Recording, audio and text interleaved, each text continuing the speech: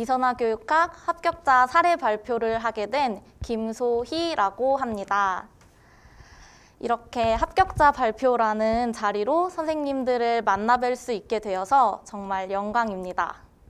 오늘 제 발표가 많이 부족하겠지만 선생님들 공부하시는데 조금이라도 도움이 되었으면 하는 바람입니다. 오늘 제가 합격자 사례 발표로 선생님들과 만나게 될 목차는 다음과 같은데요.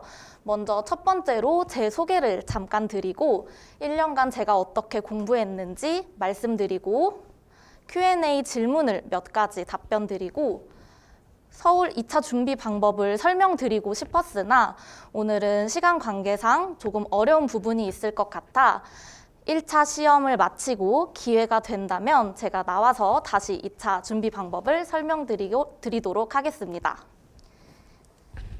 먼저 첫 번째로 제 소개를 간단히 드리면 저는 올해 임용시험 서울 지역 합격자이고요. 과목은 국어입니다. 저는 3번의 시험 만에 임용시험을 합격을 하게 되었고 첫 번째 시험 때 세 번째 항목에서 보시면 2020학년도에 초수 시험 때 14.67, 20점 만점에 14.67이라는 교육학 점수를 받았고 재수 때는 19.33, 올해 시험에서는 20점 만점으로 합격을 하게 되었습니다. 재수 때부터 이선화 선생님과 함께 공부를 했는데요. 이선화 선생님 인강으로 재수 때 1, 2월, 5, 6월, 9월부터 11월까지 강의를 수강하였고 올해 삼수에서는 이선화 선생님 직강을 1월부터 11월까지 수강하였습니다. 선생님들이 이 화면을 보시면 조금 궁금하실 점이 있으실 것 같아요.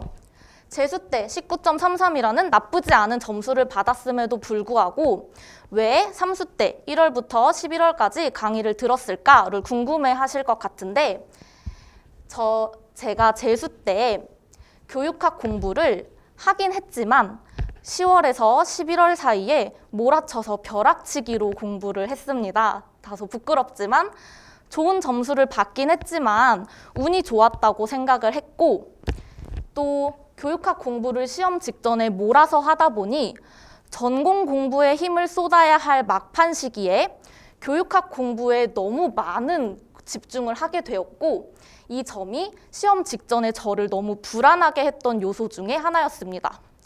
그래서 시험을 마치고 삼수 계획을 다시 잡으면서 올해는 불안을 줄이기 위해 시험 직전의 불안을 줄이기 위해 1월부터 11월 1년 내내 교육학 공부를 조금씩 꾸준히 해보는 것을 목표로 삼게 되었습니다. 제가 드리고 싶은 말씀은 꼭 1월부터 11월까지 강의를 무조건 수강해야 한다가 절대 아닙니다. 다만 선생님들께서 교육학 강의를 선택하실 때나 전공 강의를 선택하실 때에도 모두 자기가 강의를 수강하고자 하는 목적을 분명히 하셔야 한다는 것입니다.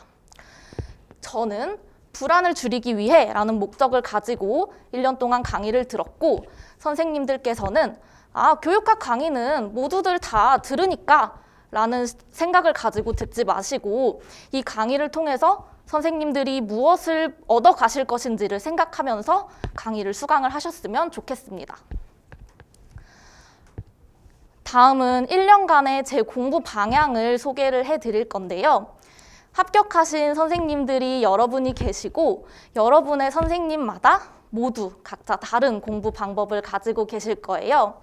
제 방법도 그 중에 하나이니 선생님들께서는 오늘 제가 소개해드린 방법 중에서 선생님들께 적합한 방법을 골라서 부분적으로 수용을 하셨으면 좋겠습니다.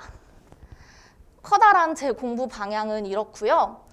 인강을 수강하시는 선생님들은 각자 스케줄에 맞춰서 인강을 들으시겠지만 저는 1년 내내 이 시간에 학원에 나와서 수업을 들었고 스터디는 전화 인출 스터디를 진행하였습니다.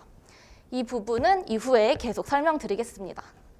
그리고 제가 1년 동안 공부하면서 항상 가장 중요하게 생각했던 부분은 1년 내내 반드시 수업을 당일 복습했다는 것인데요.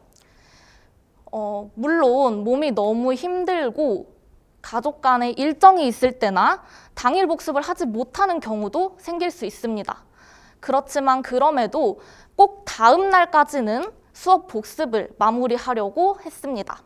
이 부분이 1년 내내 제가 공부하면서 가장 중요하게 생각했던 부분입니다. 다음으로는 1년간의 공부 방향을 크게 세 시기로 쪼개서 설명을 드려보도록 하겠습니다. 세 시기로 쪼개서 설명을 드릴 때에도 가장 중요하게 생각했던 게 무엇인지를 위주로 설명을 드려보겠습니다. 먼저 1월부터 4월은 이론을 다지는 시기입니다. 제가 강의를 들으면서 가장 도움이 됐던 부분은 전체 영역을 나갈 때 모든 영역의 첫 시간에 영역별 구조도를 그리면서 강의를 시작하신다는 것입니다. 재수 때 벼락치기로 공부를 했기 때문에 암기는 어느 정도 되어 있었지만 그 부분이 어떤 큰 요소에 해당하는지 갈래를 잘 모르고 있었고, 이 부분이 선생님께서 첫 시간에 영역별 구조도를 그려주시며 시작하셨기 때문에 잘 정리되는 느낌을 받을 수 있었습니다.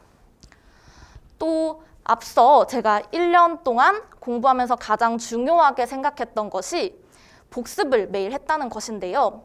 1월부터 4월까지는 복습을 할 때 선생님의 수업의 전체를 한번 훑는 방향으로 크게 복습을 했고, 그 1회 복습 이후에 선생님께서 중요하다고 말씀하신 키워드 위주로 크게 암기를 하는 것에 중심을 두고 복습을 진행하였습니다. 또 올해는 진행을 하는지 제가 확실하게는 모르겠지만 선생님께서 짧은 글쓰기 파일을 주시는데 1, 2월에는 열정이 넘쳐서 매주 모두 작성을 하였는데 3, 4월에는 주당 하나 정도 가장 중요하다고 생각하는 부분을 작성을 하였습니다. 제가 중요하게 생각했던 건 양은 어느 정도 달라질 수 있지만 그래도 선생님들께서 놓지 말고 짧은 글쓰기도 꼭 해보셨으면 좋겠다는 것입니다.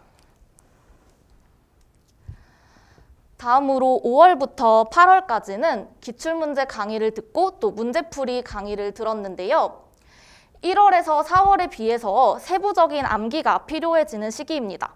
복습을 할 때에도 이 부분에 초점을 두었고 전화 인출 스터디를 활용하여 일주일에 3회, 2회에서 3회 정도 짝 선생님과 서로 질문하고 답변하고 제가 잘 암기한 방식이 있으면 알려드리고 선생님께서 잘 암기한 방식이 있으면 저도 도움을 받고 참 많은 도움을 받았던 방식입니다. 그리고 이 시기에는 굉장히 많은 자료들이 쏟아졌다고 제가 느꼈는데요. 7, 8월 강의가 프린트로 진행되었기 때문이기도 하고 또 선생님께서 중요하다고 생각하시는 부분들을 자료로 많이 만들어서 제공을 해주십니다. 여기서 다 보지 못한다고 불안해하거나 죄책감 갖지 않기라고 적어두었는데 이때 다 보지 못한다고가 정말로 보지 않는 것이 아니라 다 암기하지 못한다고 라고 생각해 주시면 좋겠습니다. 그때 바로 다 암기하지 못한다고 해서 너무 불안해하지 마세요. 선생님께서 중요한 부분은 이후에 모의고사 강의에서도 다시 한번 얘기해 주시기도 하니까요. 선생님들께서는 꼭 복습하실 때 한 번이라도 읽어본다 생각하시고 암기는 하지 않더라도 복습은 하셨으면 좋겠습니다. 마지막으로 모의고사 강의 기간인데요. 제가 중요하다고 생각하는 부분은 세 번째에 있습니다. 네, 제 답이 마음에 들지 않더라도 저는 끝까지 시간 안에 써보는 연습을 하는 것이 가장 중요하다고 생각을 하는데요.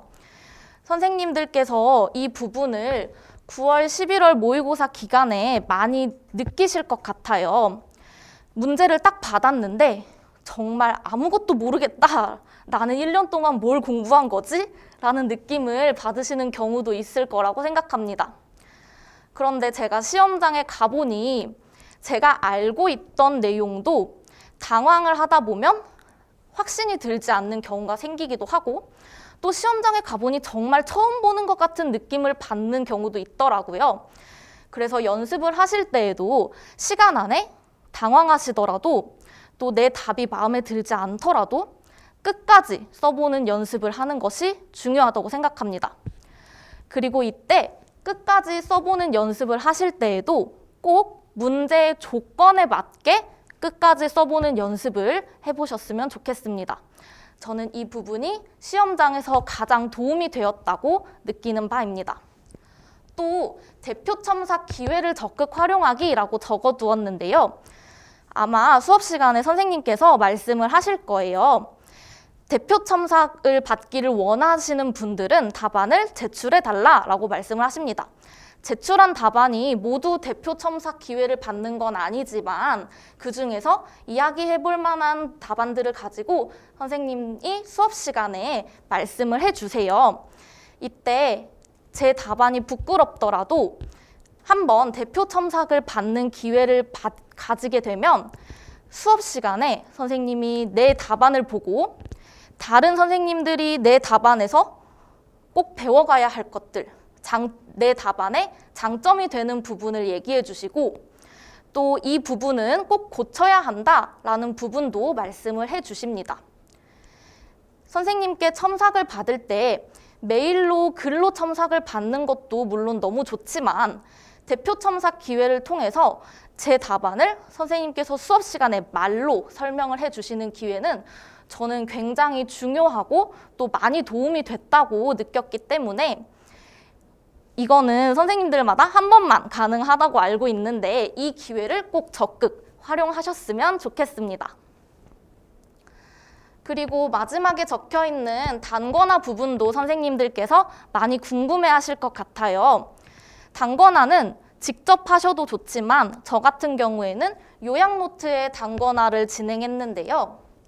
그리고 이 요약노트를 시험 직전까지 돌려보며 암기했고 또 시험장에도 요약노트를 가지고 갔습니다.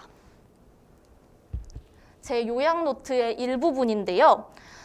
저는 1월부터 8월까지 요약노트를 계속 단권화하는 작업을 했던 것은 아니고 5월부터 보통 요약노트를 처음 보게 되는데 그때는 그냥 기본서 위주로, 이해 위주로 공부를 했고 요약노트는 9월부터 본격적으로 보기 시작했습니다.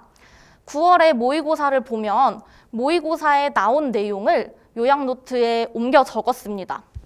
이때 어떻게 옮겨 적었냐면 잘 보이실지 모르겠는데 여기에 보면 22회 모고라고 적혀 있고 2회 모고라고 적혀 있는 부분이 보이실 거예요.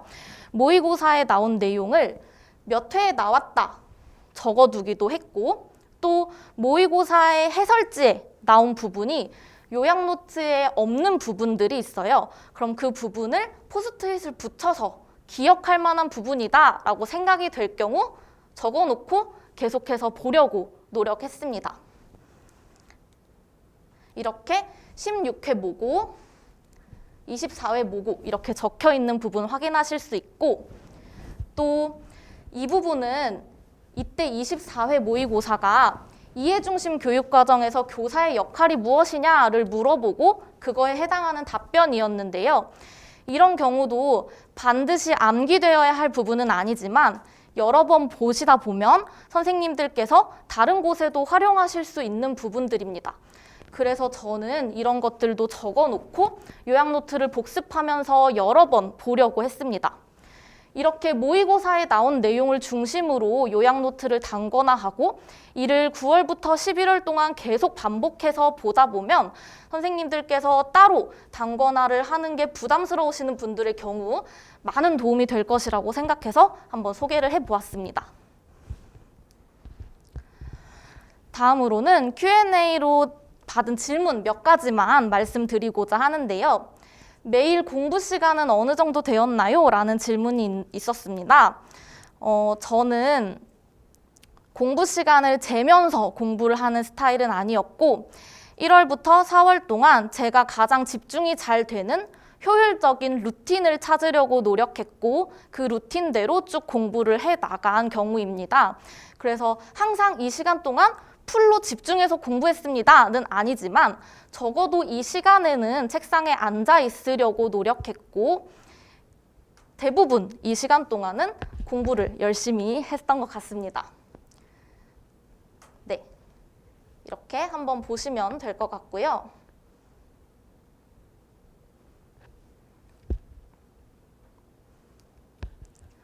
이렇게 공부를 하다 보면 슬럼프가 찾아오는 경우가 있는데요.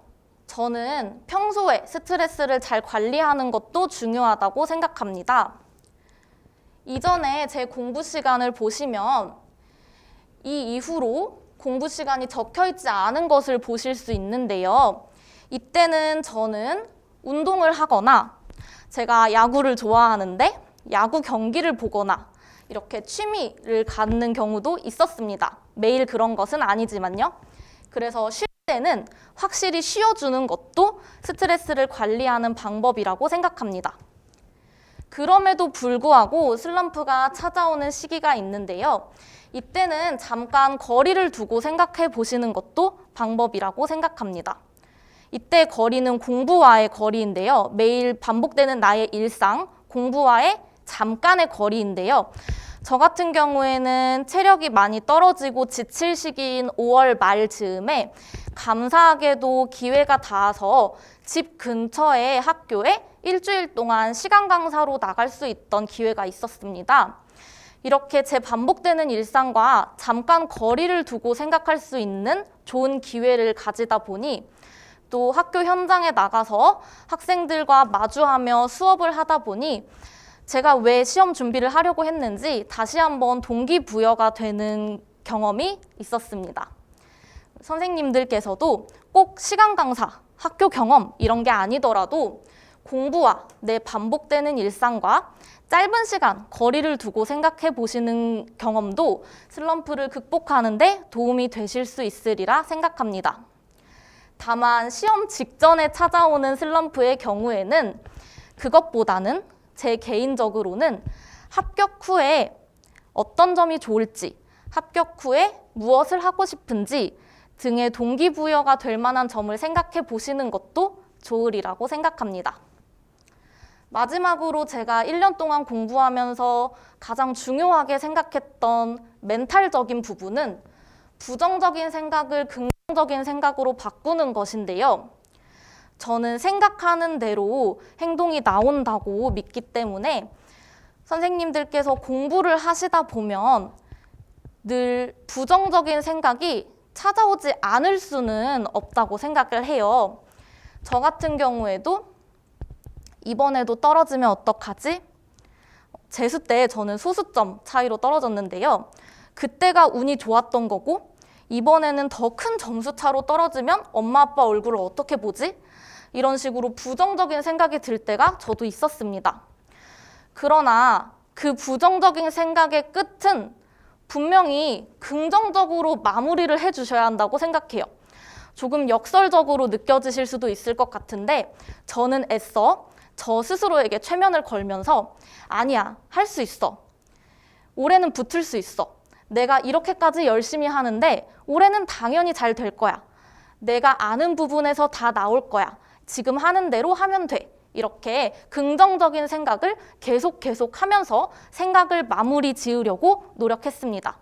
따라서 선생님들께서 공부하시면서 이런저런 생각이 드시더라도 그 생각을 마무리하시는 부분에서는 꼭 긍정적인 생각으로 자기 최면을 걸어주셨으면 좋겠습니다. 그러다 보면 정말 좋은 결과가 있으리라고 생각합니다.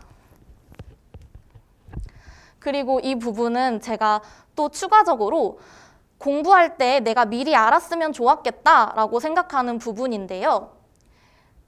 1차를 준비할 때에도 교육 현장에 관심을 가지는 것이 중요하다고 생각합니다.